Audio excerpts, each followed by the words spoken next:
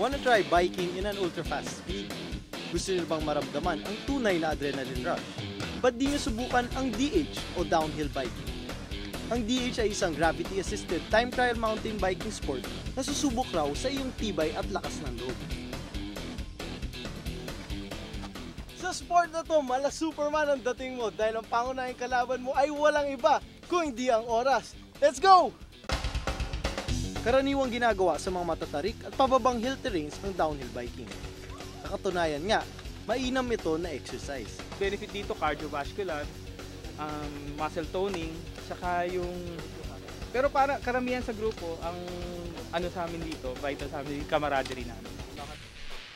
Pero paalala lang, ang sport na ito ay hindi pwedeng gawin ng kahit sino dahil kinakailangan ng special training mula sa mga professionals. Pwede ka kasing ma-injure, mabalian ng buto sa sport na ito. For added safety, may proper clothing at protective gears rin na kinakailangan sa sport na ito. DH Racing actually requires full body armor, full face motocross type helmet, neck brace para maiwasan ang neck and spine injury, and of course, elbow and knee pads. Malaki rin ang difference ng DH sa ordinary bike.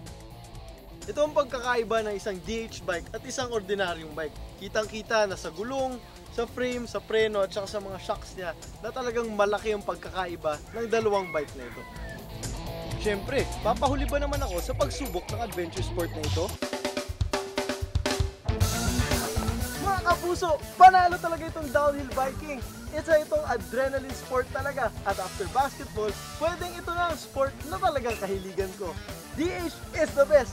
Guys, tara!